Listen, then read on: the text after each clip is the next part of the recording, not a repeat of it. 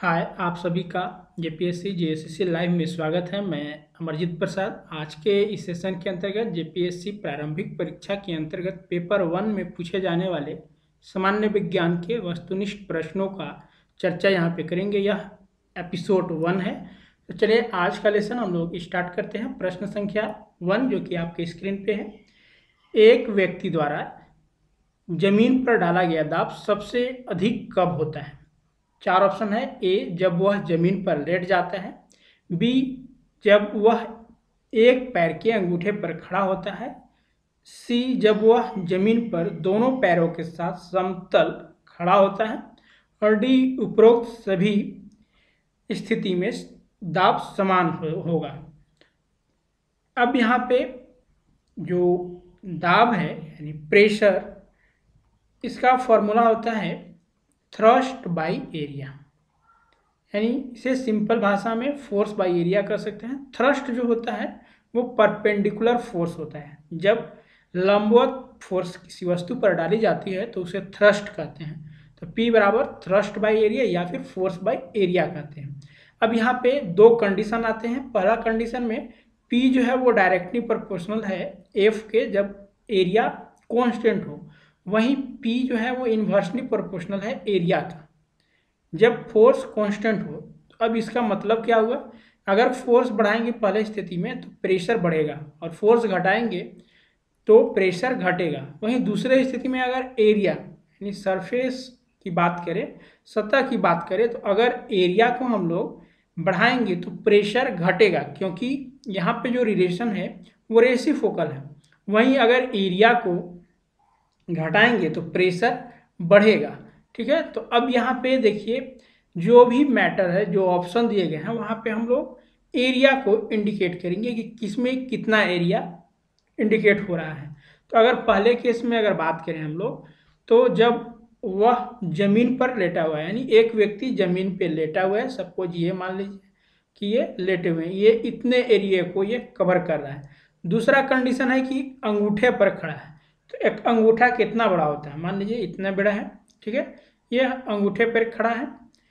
और तीसरा जो ऑप्शन है वो दोनों पैर पे, ये अगर पैर है मान लीजिए, तो ये इस पे खड़े हैं। अब इन तीनों में देखिए जो सबसे कम एरिया इंडिकेट कर रहा है वो ऑप्शन नंबर 2 वाला है, क्योंकि यहाँ पे सिर्फ बिंदु टाइप्स के ही एरिया को ये कवर कर रहा है। तो इस स्थिति में जो है वो प्रेशर यानी दाब सबसे अधिक एग्जर्ट होगा, लगेगा। तो ऑप्शन नंबर बी जो है वो इसका करेक्ट आंसर है कि जब वह एक पैर के अंगूठे पर खड़ा होता है तो सबसे अधिक दाब लगता है वहाँ पे। अब यहाँ पे जो देखिए प्रेशर के बारे में, तो प्रेशर बराबर फोर्स बाई एरिया होता है। तो इसका जो यूनिट हो जाएगा, फोर्स का यूनिट जो होता है न्यूटन और एरिया का मीटर स्क्वायर। तो इस तरह से न्यूटन पर मीटर स्क्वायर को पास्कल कहा जाता है, और प्रेशर का ऐसा यूनिट जो है वो पास्कल है या फिर न्यूटन पर मीटर स्क्वायर। अब दैनिक जीवन में दाब का क्या अनुप्रयोग है उसके बारे में देखते हैं। तो हम सभी ने बैग देखे होंगे, स्कूल बैग, जिसकी जो पट्टियां होती है वो व्यापक बनाई जाती है, यानी चौड़ी बनाई जाती है। इसका कारण ये है कि स्कूल बैग का जो वजन कंधे के एक बड़े क्षेत्र पर गिर जाए और कम दाब उत्पन्न हो, जिससे कि सामान को ले जाने में आसानी हो। वहीं ब्लेड, अगर चाकू की बात करें तो जो चाकू है उसका जो ब्लेड है वो यानी जिसे धार कहते हैं वो तेज बनाया जाता है, ताकि उस पर लगने वाला बल जो है वो बहुत छोटे सतह क्षेत्र पर एक बड़ा दाब उत्पन्न करे और इस प्रकार वस्तु को आसानी से काटा जा सके। तो ये एप्लीकेशंस है दबाव के, जो कि हम लोग प्रतिदिन इसका यूज करते हैं। प्रश्न संख्या 2, हाइड्रोजन्स के आइसोटॉप्स ड्यूटेरियम में होते हैं, क्या होते हैं? चार ऑप्शन दिए हुए हैं, कोई न्यूट्रॉन नहीं और एक प्रोटॉन। बी ऑप्शन है न्यूट्रॉन और 2 प्रोटॉन। सी ऑप्शन है एक इलेक्ट्रॉन और 2 न्यूट्रॉन। और डी ऑप्शन है एक प्रोटॉन और एक न्यूट्रॉन। इसमें जो हमसे पूछा जा रहा है वो आइसोटॉप्स के बारे में पूछा जा रहा है। तो आइसोटॉप्स होता क्या है वो पहले जानते हैं। तो आइसोटॉप्स ऐसे एलिमेंट्स को कहा जाता है जिसके परमाणु संख्या समान हो परंतु द्रव्यमान संख्या भिन्न भिन्न हो। या फिर वैसे एलिमेंट्स जिसके रासायनिक गुण समान और भौतिक गुण भिन्न भिन्न हो। अब यहाँ पे आइसोटोप्स, हाइड्रोजन्स के जो आइसोटोप्स है वो 3 आइसोटोप्स पाए जाते हैं। एक प्रोटियम पाया जाता है, दूसरा ये ड्यूटेरियम पाया जाता है, और तीसरा पाया जाता है ट्रिटियम। तो इसके जो परमाणु संख्या है जो कि नीचे आपका इंडिकेट किया गया है, इन तीनों में 1 होता है, यानी तीनों के परमाणु संख्या 1 है, जबकि द्रव्यमान संख्या जो कि ऊपर में आपका इंडिकेट किया गया है, इनकी जो संख्या है वो डिफरेंट है। तो ये आइसोटॉप्स को यहाँ पे इंडिकेट कर रहे हैं। अब हमसे जो पूछा जा रहा है वो ड्यूटेरियम्स के बारे में पूछा जा रहा है कि इसमें कितने न्यूट्रॉन, प्रोटॉन और इलेक्ट्रॉन्स होंगे, उसके बारे में आप बताइए, जो कि ऑप्शन में आपका दिया हुआ है। अब जब भी अगर इस तरह के प्रश्न पूछे तो हमें एक रिलेशन याद रखना होगा कि द्रव्यमान संख्या, परमाणु संख्या और न्यूट्रॉन्स के बीच एक रिलेशन होता है। ए जो कि द्रव्यमान संख्या को इंडिकेट कर रहा है, जेड जो कि परमाणु संख्या को इंडिकेट कर रहा है, और एन जो है वो न्यूट्रॉन्स को इंडिकेट कर रहा है। अगर हम लोग ड्यूटेरियम में देखें तो जो द्रव्यमान संख्या है वो 2 है और जो परमाणु संख्या है वो 1 है। अब यहाँ पे याद रखना है कि कोई भी अगर एटम्स है, एटम्स में अंदर में न्यूक्लियस होता है और न्यूक्लियस में न्यूट्रॉन और प्रोटॉन पाया जाता है, जबकि उसके आउटर मोस्ट ऑर्बिट में जो है वो इलेक्ट्रॉन्स पाया जाता है। तो याद रखना है न्यूक्लियस में 2 चीज़ें पाए जाते हैं, न्यूट्रॉन और प्रोटॉन। किसी भी एलिमेंट्स में जो है वो नंबर ऑफ जो प्रोटॉन है वह नंबर ऑफ इलेक्ट्रॉन्स के इक्वल होते हैं, और इसकी जो संख्या होती है प्रोटॉन्स जो होता है, नंबर ऑफ प्रोटॉन्स, यह परमाणु संख्या के बराबर होता है। ठीक है, तो यानी ये जेड के बराबर हो जाएगा। ठीक है, तो ये भी आपको तथ्य ध्यान में रखना है कि जो परमाणु संख्या है वह प्रोटॉन्स के इक्वल होता है। अब यहाँ पे हम लोग न्यूट्रॉन्स फाइंड आउट करना चाहें तो न्यूट्रॉन्स बराबर लिखेंगे परमाणु, ये द्रव्यमान संख्या माइनस परमाणु संख्या, और यहाँ से जो एन न्यूट्रॉन्स जो आया वो ए का वैल्यू 2 है और जेड का वैल्यू 1, यानी 1 आया। तो जो ड्यूटेरियम है उसमें न्यूट्रॉन्स 1 है, प्रोटॉन यहाँ पे 1 है क्योंकि जेड का जो वैल्यू है वह 1 है, और यहाँ पे जो इलेक्ट्रॉन्स है वो भी 1 है। तो अब यहाँ पे देखिए ऑप्शन नंबर 4, 1 प्रोटॉन और 1 न्यूट्रॉन, बाकी कोई भी जो ऑप्शन दिए हुए हैं उसमें सेटिस्फाई नहीं कर रहा। तो इस तरह से इसका जो सही आंसर है वो ऑप्शन नंबर डी है कि 1 प्रोटॉन यहाँ पे इंडिकेट किए हुए हैं और 1 न्यूट्रॉन्स जो है वो ड्यूटेरियम में पाया जाता है। अब आइसोटॉप्स यहाँ पे देखिए कि हाइड्रोजन्स के जो है वो 3 परमाणुविक स्पीसीज पाए जाते हैं, जिसमें कि प्रोटियम, ड्यूटेरियम और ट्रिटियम है। यहाँ पे ये भी ध्यान रखना है कि जो ट्रिटियम है यह रेडियो एक्टिविटी शो करता है। ठीक है, तो जो हाइड्रोजन्स के परमाणु है उसके में जो आइसोटोप्स पाए जाते हैं उसमें जो ट्रिटियम है वो रेडियो एक्टिविटी शो करता है। इसके अलावा अन्य एग्जाम्पल है समस्थानिक के कार्बन, जो कि 2 फॉर्म में पाया जाता है, C12 और C14। C14 का जो उपयोग है वो यूरेनियम डेटिंग में किया जाता है। क्लोरीन 2 फॉर्म में पाया जाता है, ये क्लोरीन 35 और क्लोरीन 37। अब समस्थानिकों के कुछ अनुप्रयोग देखते हैं। तो इसका जो प्रयोग है वो यूरेनियम के एक समस्थानिक का उपयोग यानी U-235 का उपयोग परमाणु भट्ठी में ईंधन के रूप में किया जाता है। वहीं कैंसर के उपचार में कोबाल्ट के समस्थानिक, कोबाल्ट के जो समस्थानिक है वो CO60 है। ठीक है, तो CO60 समस्थानिक का उपयोग कैंसर के उपचार में किया जाता है। वहीं आयोडीन के समस्थानिक यानी I-131 का उपयोग जो है वो घेंघा रोग के इलाज में किया जाता है। जिस तरह से हम लोग समस्थानिक देखें उसी तरह से एक और तत्व होता है वो है समभारिक। समभारिक जस्ट अपोजिट है समस्थानिक के। समभारित का परिभाषा होता है कि जिसका द्रव्यमान संख्या समान हो और परमाणु संख्या भिन्न हो। जैसे एग्जाम्पल्स ले हम लोग कैल्शियम का, तो कैल्शियम में जो है वो परमाणु संख्या 20 होता है और आर्गन का भी परमाणु संख्या 20 होता है। तो यहाँ पे जो परमाणु संख्या है वो दोनों का अलग है, जबकि अगर इनमें बात करें द्रव्यमान संख्या की, तो इन दोनों में जो द्रव्यमान संख्या है वो 40 ही होता है। तो इस तरह से द्रव्यमान संख्या इसका समान है, तो ऐसे एलिमेंट्स को हम लोग समभारिक कहते हैं। प्रश्न संख्या 3 है, निम्नलिखित में से क्या सही नहीं है? 4 ऑप्शन है। ए, विकास का सिद्धांत चार्ल्स डार्विन के द्वारा पेश किया गया था। बी, एक परमाणु के नाभिक के टूटने को संलयन कहा जाता है। सी है, ड्राई आइस ठोस कार्बन डाइऑक्साइड होता है। और डी है, टेलीफोन का आविष्कार ग्राहम बेल ने किया था। अब देखिए हम लोग ऑप्शंस पे आते हैं। पहला ऑप्शन है कि विकास का सिद्धांत चार्ल्स डार्विन द्वारा पेश किया गया था, ये बिल्कुल सही जवाब है। बी जो है वो एक परमाणु में के नाभिक के टूटने को संलयन कहा जाता है। तो जब एक परमाणु के नाभिक जब 2 या 2 से अधिक टुकड़ों में विभाजित हो तो उसे संलयन नहीं विखंडन कहा जाता है। विखंडन, ठीक है। तो यहाँ पे ये जो स्टेटमेंट है वो गलत है। अगला देखते हैं, ड्राई आइस। ड्राई आइस ठोस कार्बन डाइऑक्साइड होता है, सही है। और डी, टेलीफोन का आविष्कार ग्राहम बेल के द्वारा किया गया था, ये भी सही है। टेलीफोन के जो आविष्कारक थे वो ग्राहम बेल थे। अब यहाँ पे जो ऑप्शन नंबर बी है वह इसमें सही होगा, क्योंकि ये गलत स्टेटमेंट है।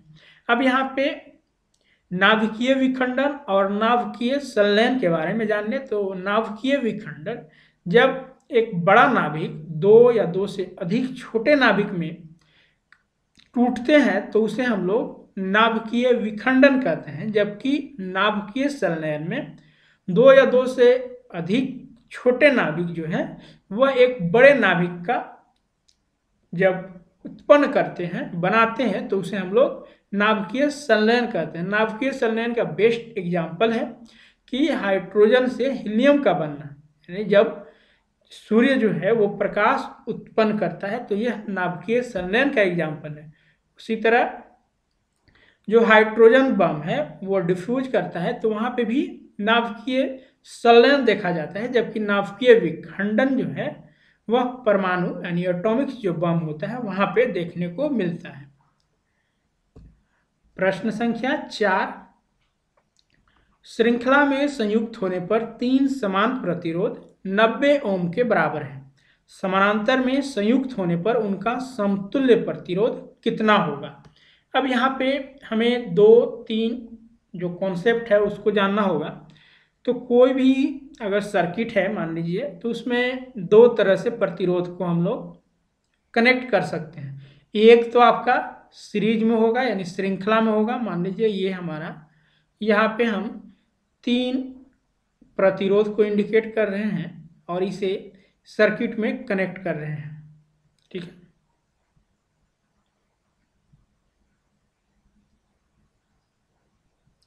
ये हमारा सर्किट है और इसमें जो रेजिस्टेंस है वो R1, R2 और R3। R1 इस वैल्यू है, ये R2 वैल्यू का है और ये R3 है। तो अगर इस तरह के कनेक्शन जहाँ पे भी मिले तो ये सीरीज में होता है। उसी तरह दूसरा जो कनेक्शन होता है वो आपका पैरेलल में होता है। तो पैरेलल्स इस तरह से आप देख सकते हैं, यहाँ पे जो पैरेलल है वो एक दूसरे आमने सामने ऊपर नीचे हैं।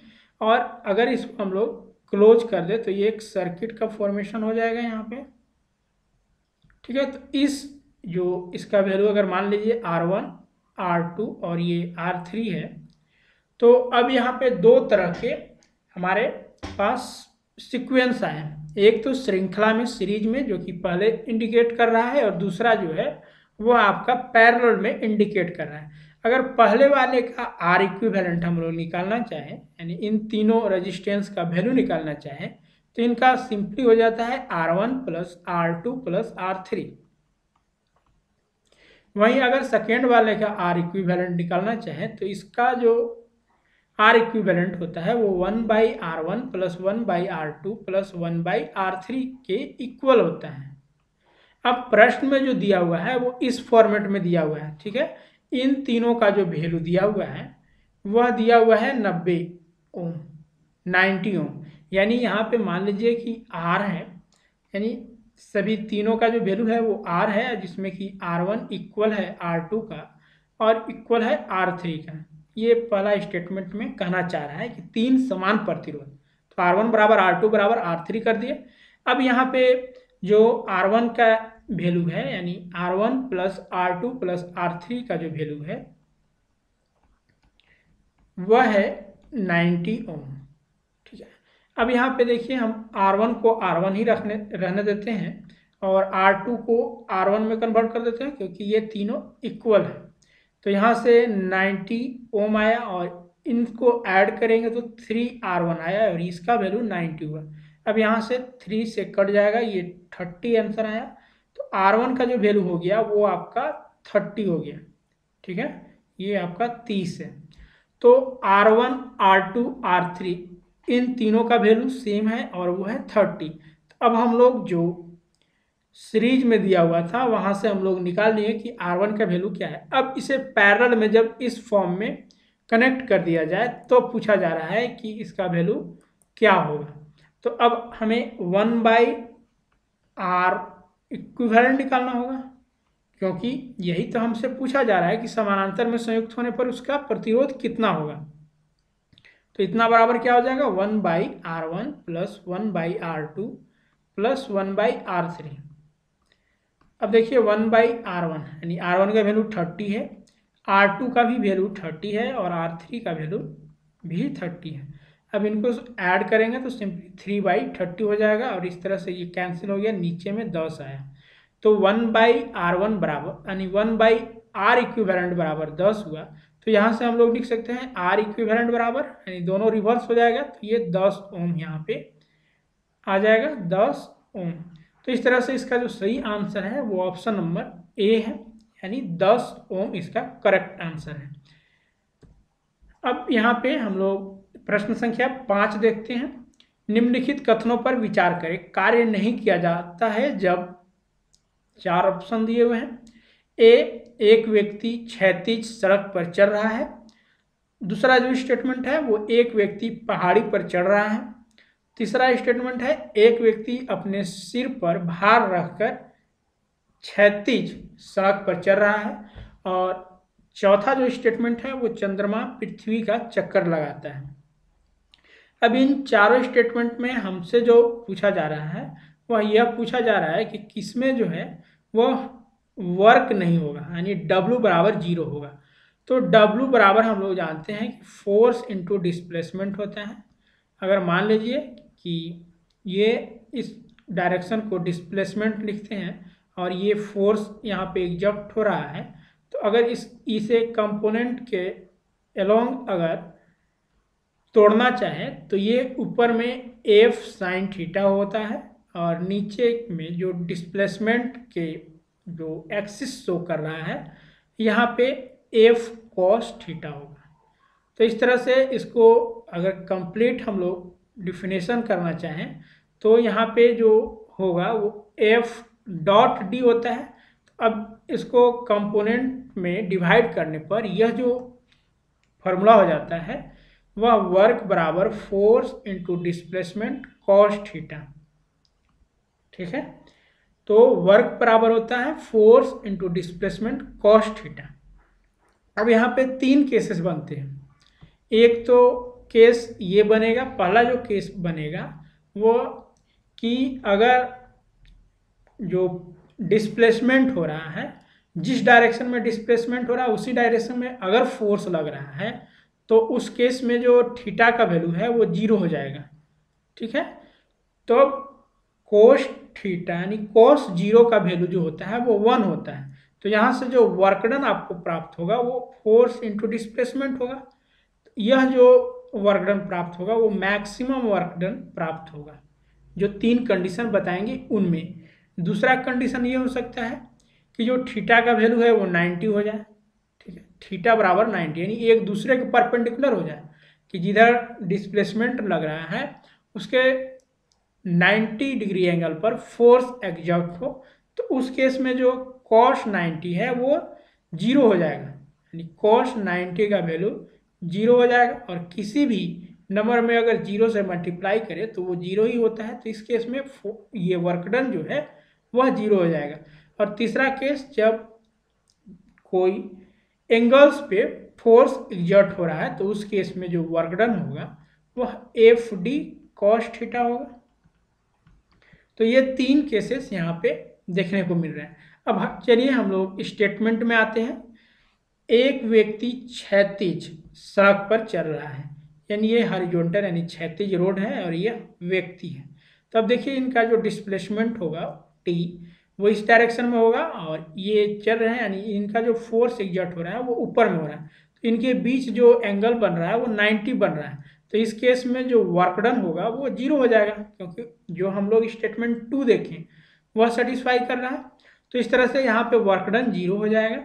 अब एक व्यक्ति पहाड़ी पर चल रहा है, ये मान लीजिए कि ये पहाड़ है, ठीक है। अब इस पे एक व्यक्ति चढ़ रहा है, तो अब देखिए यहाँ पे जो डिस्प्लेसमेंट होगा वो पहाड़ के यानी ऊपर में होगा और जो फोर्स एग्जर्ट कर रहा है वो भी ऊपर में ही एग्जर्ट कर रहा है। तो यानी जिस डायरेक्शन में फोर्स लग रहा है उसी डायरेक्शन में यहाँ पे डिस्प्लेसमेंट भी हो रहा है। तो इस केस में जो वर्क डन होगा वो मैक्सिमम होगा, और वो कितना होगा, जितना फोर्स होगा यानी फोर्स इंटू डिस्प्लेसमेंट के इक्वल होगा, यानी ये मैक्सिमम यहाँ पे वर्क डन देखने को मिलेगा। अब तीसरा स्टेटमेंट देखते हैं कि एक व्यक्ति अपने सिर पर भार रखकर क्षैतिज सड़क पर चल रहा है। तो मान लीजिए यह व्यक्ति है और ये अपने माथे पर भार लिए हुए हैं और ये हॉरिजॉन्टल रोड में यहाँ पे चल रहा है। तो ये डिस्प्लेसमेंट इस डायरेक्शन में होगा और फोर्स देखिए इनके माथे पर जो भार रखा गया है उसमें एग्जर्ट होगा, तो फोर्स जो है वो इस डायरेक्शन में लग रहा है, ठीक है। तो अब इनके बीच जो एंगल बन रहा है वो 90 का बन रहा है, तो यहाँ पे भी जो वर्क डन होगा वो जीरो हो जाएगा। और जो चौथा स्टेटमेंट दिया हुआ है कि चंद्रमा पृथ्वी का चक्कर लगा रहा है, तो मान लीजिए ये हमारा पृथ्वी है और चंद्रमा यहाँ पे इसका चक्कर लगा रहा है, तो ये जो डायरेक्शन मूव करेगा वो इस डायरेक्शन में मूव करेगा और पृथ्वी की और जो फोर्स एग्जर्ट होगा जिसको कि सेंट्रीपिटल फोर्स कहते हैं यह इस डायरेक्शन में होगा, ठीक है, इस सेंटर की ओर, पृथ्वी के सेंटर की ओर होगा। तो इनके बीच जो एंगल बनेगा यानी जिस डायरेक्शन में मूव कर रहा है और जिधर फोर्स लग रहा है यहाँ पे 90 डिग्री का एंगल बनता है। तो इस केस में भी जो है वो वर्क डन यहाँ पे जीरो हो जाएगा। तो अब देखिए कि हमसे पूछा जा रहा है कि कार्य नहीं किया जाता है, तो यानी जहाँ पे वर्क डन जीरो हो रहा है वहाँ पे कोई वर्क नहीं हो रहा है। तो ऐसे तीन केसेस हमें यहाँ पे देखने को मिले, जिसमें कि पहला स्टेटमेंट है, फिर तीसरा स्टेटमेंट और चौथा स्टेटमेंट। तो इस तरह से ऑप्शन नंबर जो डी है वह हमारा इसका सही आंसर है, यानी ऑप्शन नंबर डी 1, 3 और 4 में कोई वर्क डन नहीं हो रहा है, जबकि स्टेटमेंट 2 में जो है वो मैक्सिमम वर्क डन हो रहा था। अब यहाँ पे जो वर्क डन है फोर्स इंटू डिस्प्लेसमेंट है, फोर्स स्केलर क्वांटिटी है, सॉरी वेक्टर क्वांटिटी है, और डिस्प्लेसमेंट भी वेक्टर क्वांटिटी है, परंतु वर्क जो है वो स्केलर क्वांटिटी है, ठीक है, याद रखना है, वर्क अदिश राशि है यानी स्केलर क्वांटिटी है। प्रश्न संख्या 6, परमाणु विखंडन रिएक्टर में निम्नलिखित में से किसकी आवश्यकता नहीं होती है? 4 ऑप्शन है, ए मॉडरेटर, बी कूलेंट, सी एक्सेलरेटर और डी कंट्रोल रोड। तो जब भी परमाणु विखंडन होता है तो उसमें मॉडरेटर, कूलेंट और कंट्रोल रोड का इस्तेमाल किया जाता है। तो इस प्रकार से जो ऑप्शन नंबर सी है यानी एक्सेलरेटर, यह इसका सही आंसर है। एक्सेलरेटर का यूज परमाणु विखंडन रिएक्टर में नहीं किया जाता है। अब यहाँ पे जो मॉडरेटर है, कूलेंट है और कंट्रोल रोड है, यहाँ से कुछ प्रश्न पूछे जाते हैं कि इनमें किसका प्रयोग किया जाता है और इनका क्या कार्य है। तो अगर हम लोग मंदक यानी जिसे कूलेंट या फिर मॉडरेटर कहते हैं इसकी बात करें तो मंदक के रूप में विखंडन अभिक्रिया में जो है वो ग्रेफाइट या फिर भारी जल जिससे कि D2O ड्यूटेरियम ऑक्साइड के नाम से जानते हैं, इसका उपयोग किया जाता है। यह जो है वो विखंडन अभिक्रिया में उत्पन्न तीव्र न्यूट्रॉन को मंदित करता है, यानी स्लो करता है, उसको कंट्रोल करता है।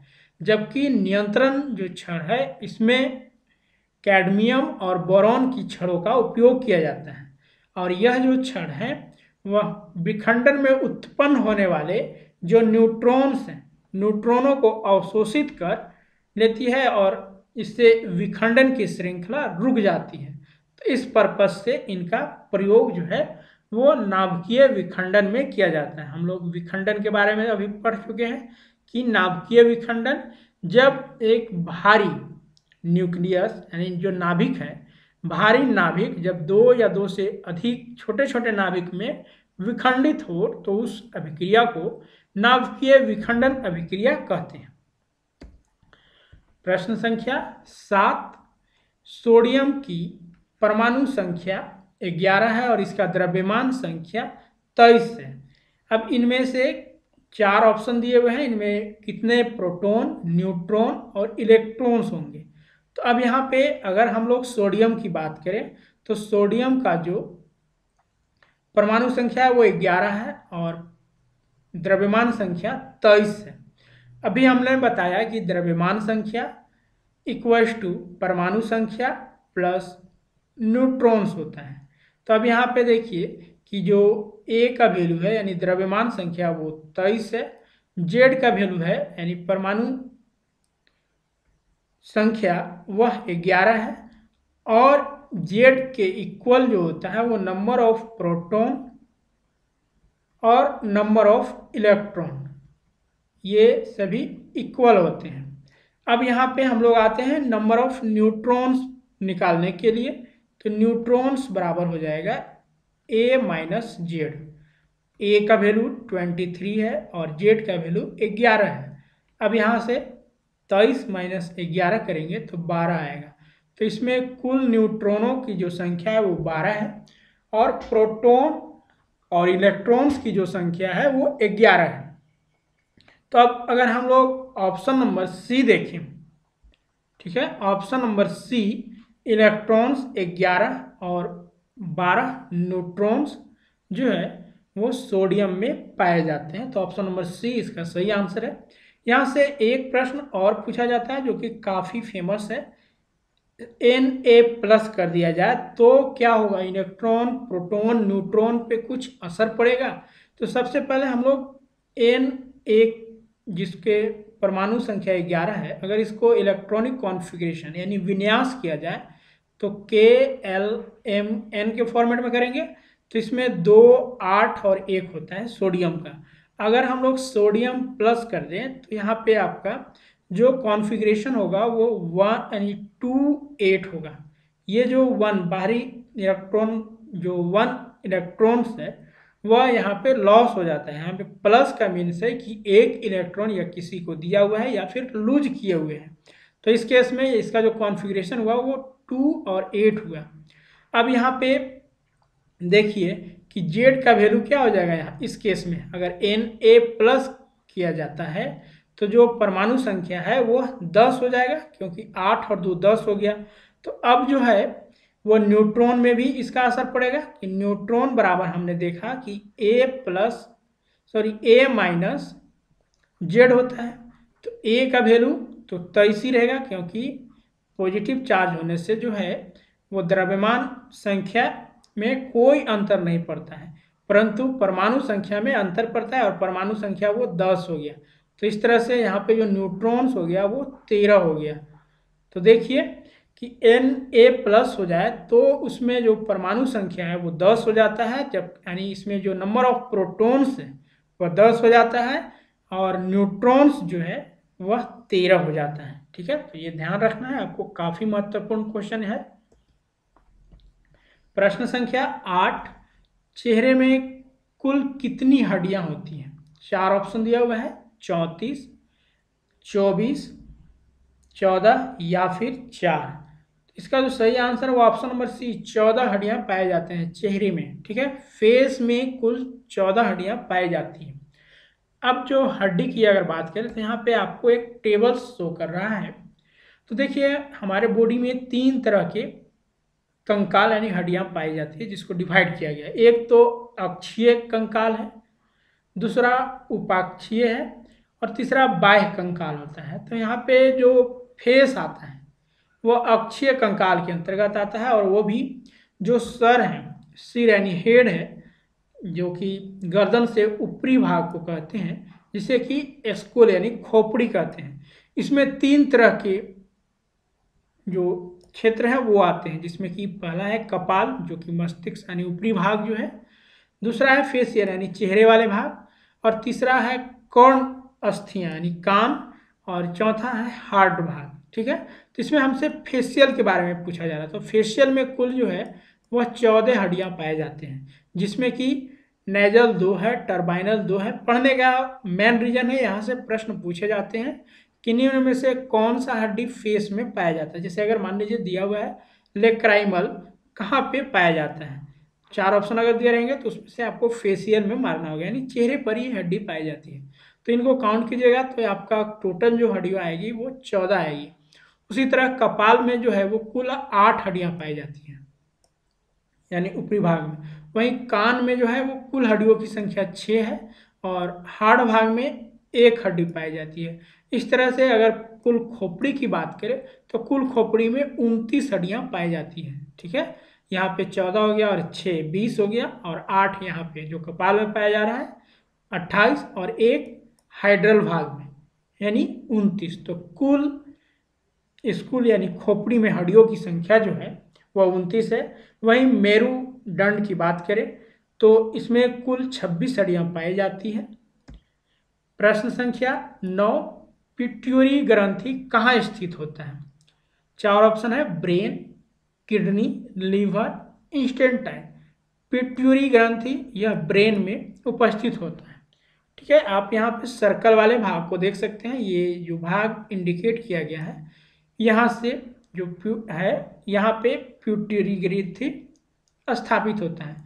यह अन्य सभी अंतःस्रावी ग्रंथियों को कंट्रोल करता है, इस कारण इसे मास्टर ग्रंथि भी कहा जाता है। याद रखना है, पिट्यूरी ग्रंथि को मास्टर ग्रंथि भी कहा जाता है। इसके निम्न कार्य हैं, जिसमें कि ये वृद्धि हार्मोन को भी स्रावित करते हैं, जिससे कि मानव में वृद्धि जो होता है उसको कंट्रोल करता है। इसके अलावा यह मादा में अंडे तथा नर में शुक्राणु का निर्माण, दूध उत्पादन पर नियंत्रण, शरीर में जल संतुलन उपचयन जैसे कार्य भी इसके द्वारा किए जाते हैं। जिस तरह से अगर मान लीजिए पिट्यूटरी ग्रंथि से निकलने वाला वृद्धि हार्मोन अगर किसी व्यक्ति में अधिक मात्रा में स्रावित हो रहा है तो उसकी लंबाई ज़्यादा होती है, जबकि कम स्रावित होने पर वह बौना हो जाता है। ठीक है, ये सभी ध्यान रखिए। प्रश्न संख्या 10, जब प्रकाश तरंगों को हवा से कांच तक पहुंचाया जाता है तो क्या प्रभावित होते हैं? यहाँ पे 4 ऑप्शन है, ए तरंग दैर्ध्य, आवृत्ति और वेग, बी में है वेग और आवृत्ति, सी तरंग दैर्ध्य और आवृत्ति, और डी ऑप्शन है तरंग दैर्ध्य और वेग। जब प्रकाश तरंगे एक माध्यम यानी हवा से कांच तक पहुंचती है, ठीक है, जब एक माध्यम से दूसरे माध्यम तक प्रकाश का गमन होता है तो उस स्थिति को हम लोग जो है वो अपवर्तन कहते हैं, क्योंकि प्रकाश एक माध्यम में जिस तरह से आता है यानी हवा से कांच में आएगा तो वो एक्चुअल पाथ जो होना चाहिए वह नहीं हो पाता है, वह विचलित हो जाता है, या तो नॉर्मल के टुवार्ड आ जाता है या फिर नॉर्मल से दूर हट जाता है। तो इस प्रोसेस को हम लोग अपवर्तन के नाम से जानते हैं, और इस प्रक्रिया में जो है वह तरंग दैर्ध्य और वेग जो है वो चेंज कर जाता है, जबकि आवृत्ति उसमें कांस्टेंट रहती है, आवृत्ति चेंज नहीं करती है। तो इस तरह से इसका जो सही आंसर होगा वो ऑप्शन नंबर डी है, तरंग दैर्ध्य और वेग, ठीक है, प्रभावित होते हैं, जबकि आवृत्ति इसमें प्रभावित नहीं होती है। प्रश्न संख्या 11, ऑक्सीकरण, अपचयन अभिक्रिया में शामिल है। 4 ऑप्शन है, न्यूट्रॉनों का स्थानांतरण, प्रोटॉन का स्थानांतरण, इलेक्ट्रॉनों का स्थानांतरण और उपरोक्त में से कोई नहीं। तो जब भी ऑक्सीकरण और अपचयन अभिक्रिया किसी रासायनिक अभिक्रिया एक ही में पाया जाता है तो उसे रेडॉक्स अभिक्रिया कहा जाता है। अब ऑक्सीकरण में जो है वह वैसे रिएक्शन को कहा जाता है जिसमें कि लॉस ऑफ इलेक्ट्रॉन हो। जिस अभिक्रिया में इलेक्ट्रॉन्स की लॉस हो तो उसको हम लोग ऑक्सीकरण अभिक्रिया कहते हैं, जबकि अगर इलेक्ट्रॉन्स का गेन होता है तो उसे हम लोग रिडक्शन रिएक्शन कहते हैं, यानी अपचयन अभिक्रिया कहते हैं। तो इस तरह से इसका जो सही आंसर है वो ऑप्शन नंबर सी है, यानी ट्रांसफर ऑफ इलेक्ट्रॉन्स शामिल होता है ऑक्सीकरण और अपचयन में। अब यहाँ पे हम लोग इसको एक एग्जाम्पल से भी समझ सकते हैं। जैसे मान लीजिए आयरन है प्लस कॉपर सल्फेट है, इसको रिएक्ट करते हैं तो यहाँ पे जो हमें प्रोडक्ट प्राप्त होगा वो आयरन सल्फेट प्लस कॉपर। अब यहाँ पे देखिए हमें दो चीज़ यहाँ पे देखने को मिल रहा है। एक तो आयरन देखिए इस स्थिति में जो था वो फ्री स्टेट में था। आयरन में जो पॉजिटिव चार्ज होता है वो 2+ और 3+ होता है, तो यहाँ पे 2+ में था और जब ये सल्फेट के साथ कंबाइन हुआ तो यहाँ पे पॉजिटिव 0 हो गया इसका। तो यहाँ पे देखिए 2+ में था जो कि यहाँ पे 0 हो गया, यानी इसने क्या किया तो इलेक्ट्रॉन्स का लॉस किया। तो इसे हम लोग ऑक्सीकरण, ठीक है, ऑक्सीडेशन रिएक्शन कहेंगे। वहीं दूसरा स्थिति कॉपर के साथ देखिए, यहाँ पे जो कॉपर था वह 0 चार्ज लिए हुए हैं, क्योंकि इन दोनों के कंबाइन होने के बाद ये न्यूट्रल हो गया, जबकि इस स्थिति में यहाँ पे कॉपर फ्री स्टेट में है जो कि 2+ को लिए हुए हैं। तो अब देखिए यहाँ पे क्या हुआ कि गेन ऑफ इलेक्ट्रॉन हुआ, ठीक है। तो यहाँ पे इलेक्ट्रॉन्स गेन किया गया, तो इस स्थिति को हम लोग रिडक्शन यानी अपचयन अभिक्रिया कहते हैं और इस पूरे रिएक्शन को रेडॉक्स रिएक्शन कहा जाएगा, क्योंकि यहाँ पे हम लोग जो है वो रेडॉक्स रिएक्शन, क्योंकि यहाँ पे दोनों ऑक्सीकरण और अपचयन दोनों इस अभिक्रिया में शामिल है, तो इस कारण इसे रेडॉक्स रिएक्शन कहेंगे। तो ये था आज के लेसन्स का लास्ट क्वेश्चन। तो thank you watching for this video. अगले वीडियो में हम पुनः मिलते हैं।